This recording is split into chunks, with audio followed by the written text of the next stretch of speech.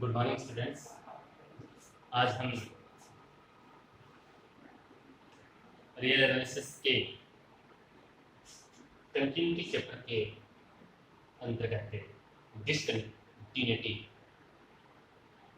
यानी कि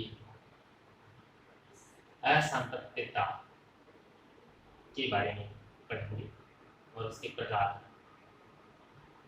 असांतत्यता क्या होती है कि जब फलन f इसके प्रांत के किसी भी बिंदु पर संतत नहीं होता है तो वह असंतत फलन कहलाता है।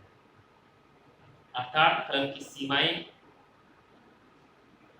LHS, RHS और उस पर्टिकुलर बिंदु पर फलन का मान तीनों में से कहीं न कहीं एक चीज भी डिफरेंट हो तो वहां फलन असंतत हो जाता है, बराबर नहीं हो। अथवा कई बार जो LHL RHL निकालते हैं उसकी वैल्यूज अनंत प्राप्त हो जाती है, विद्यमान नहीं होती है, डज नॉट एग्जिस्ट कहते हैं। तो कहने का मतलब है कि फलन जिस भी बिंदु पर संतत नहीं होता है वहां वो असंतत हो जाता है। टाइप्स ऑफ डिसकंटिन्यूटी, असंततता के प्रकार में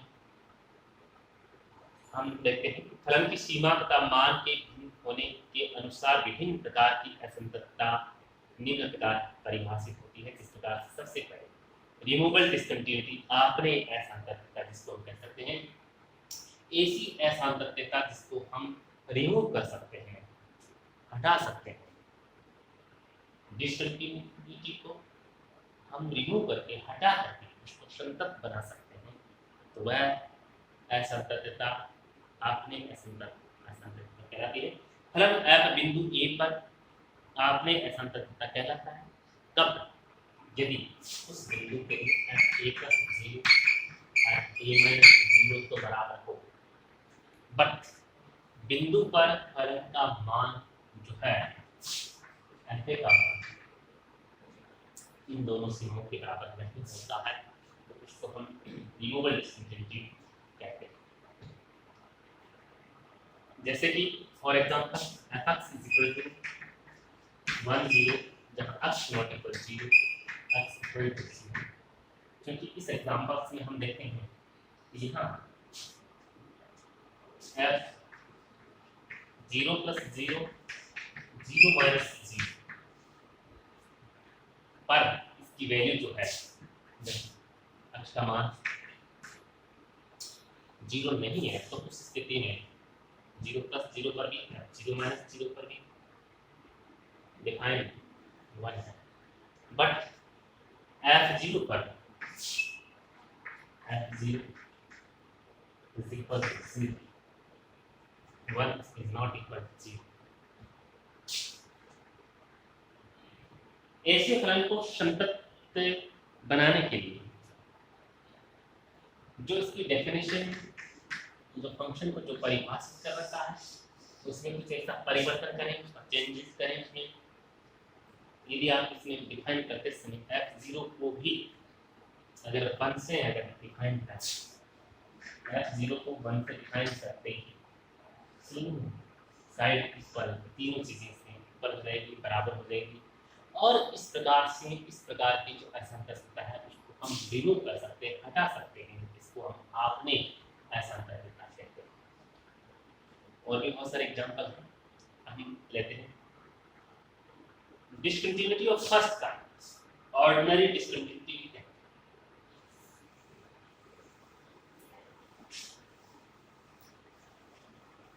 प्रथम प्रकार की असंततता discontinuity of first kind,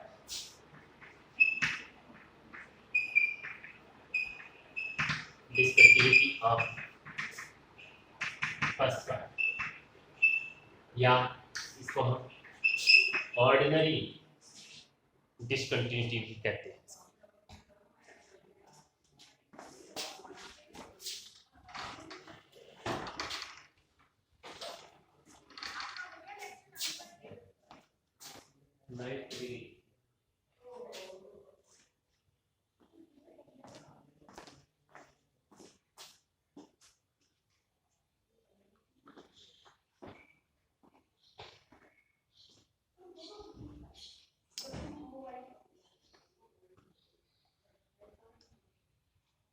प्रथम प्रकार के असांतत्य में यदि फलन f के बिंदु a पर f a plus 0 f a minus 0 विद्यमान तो होते हैं f a plus 0 and f a minus 0 both are existent but exist होते हैं बट परस्पर इक्वल नहीं होते हैं, आपस में बराबर नहीं होते हैं। तो इस प्रकार की असंततता को हम प्रथम प्रकार की असंततता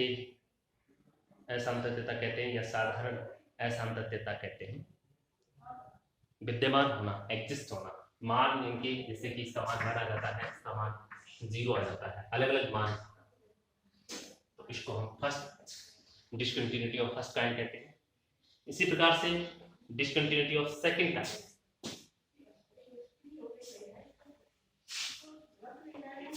second kind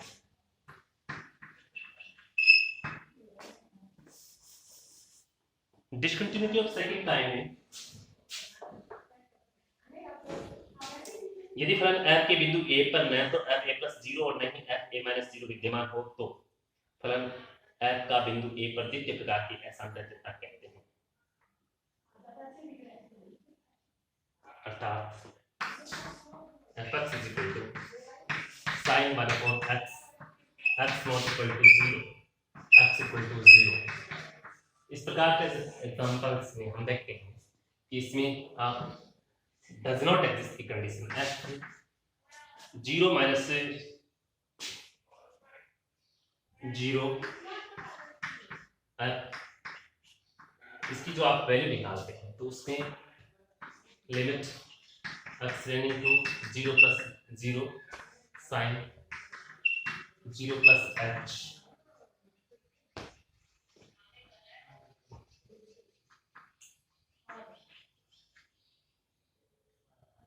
limit x tending to 1 upon, इसको हम कहते हैं oscillate between -1 and +1। इसका मान -1 से +1 के मध्य दोलन करता है। इसी परिमित मान को ये ग्रहण नहीं कर पाता है, तो हम इसकी आरचल लिमिट है ये भी किसी पर्टिकुलर वैल्यू को ग्रहण नहीं कर पाती है। इसी प्रकार से एलएचएल भी इसकी किसी पर्टिकुलर वैल्यू को ग्रहण नहीं कर पाती है, यानी कि एग्जिस्ट नहीं करता है, विद्यमान नहीं होता है, तो इसे हम द्वितीय प्रकार की असंततता कहते हैं।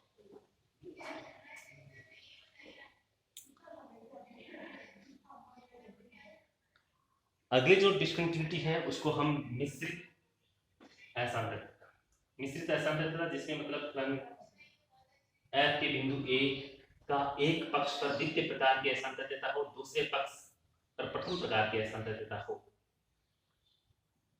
यानी कि एक पक्ष का एग्जिस्ट होना, दूसरे पक्ष का डज नॉट एग्जिस्ट हो जाना। तो इस प्रकार की जो असंततता होती है उसे हम मिश्रित डिस्कंटिन्यूटी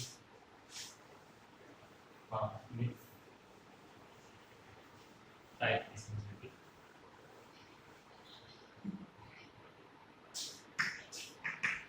मिक्स्ड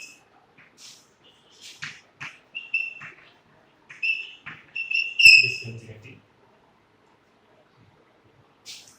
फॉर एग्जांपल इस तरफ प्रथम प्रकार x square x is less than equal 0 cos 1 upon x, x is greater than 0, x equal to 0 पर जो है मिश्रित असंततता है।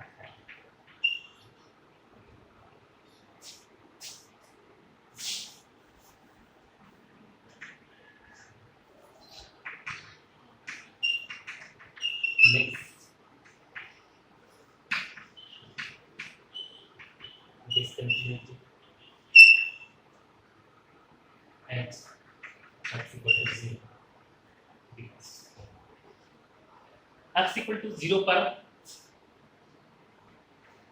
हम जब इसके RHL लिमिट को फाइंड आउट करते हैं, सर्च करते हैं 0 plus 0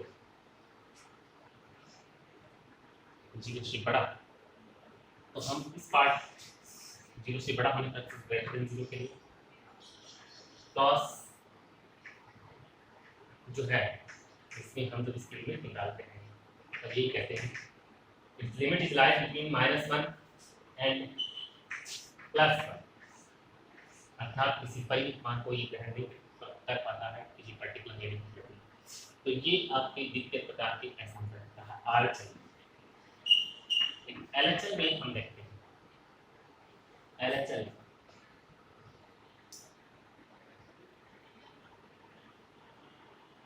0 - 3 और 0 कुछ पर है, इसकी जो वैल्यू है वो 0 का, तो ये एक परिमित मान आता है, लेकिन ये आपस में इक्वल नहीं है।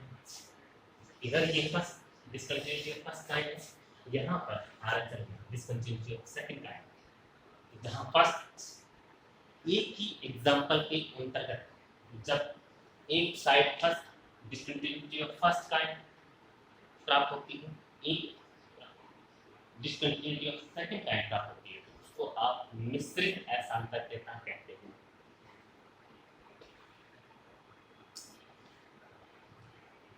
अगली जो डिस्कंटिन्यूटी है उसको हम इनफाइनाइट डिस्कंटिन्यूटी अनंत असांतत्यता कहते हैं। पांचवी जो डिस्कंटिन्यूटी है वो अनंत इनफाइनाइट डिस्कंटिन्यूटी।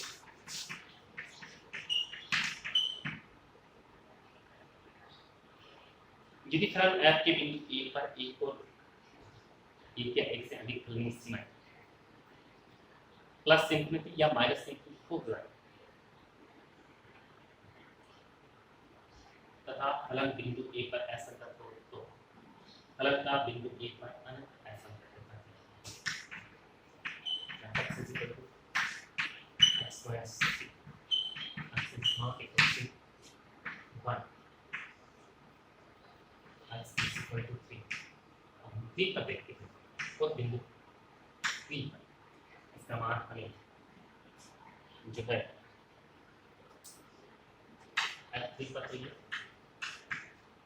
मान हम अकॉर्डिंग टू डेफिनेशन बस f3 plus 0 f3 minus 0 पर इसका जो मान आता है वो अनंत है। 3 plus 0 3 minus 0 वह पर।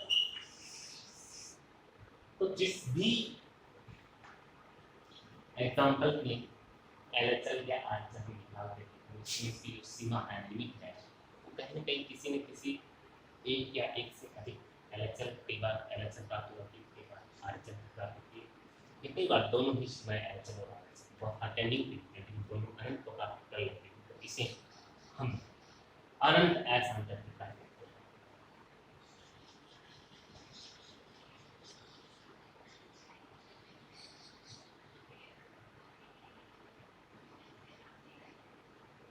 अतः फलन के बिंदु x = 0 के दक्षिण पक्ष की ओर सीमा विद्यमान है तथा फलनीय सीमा अनंत है।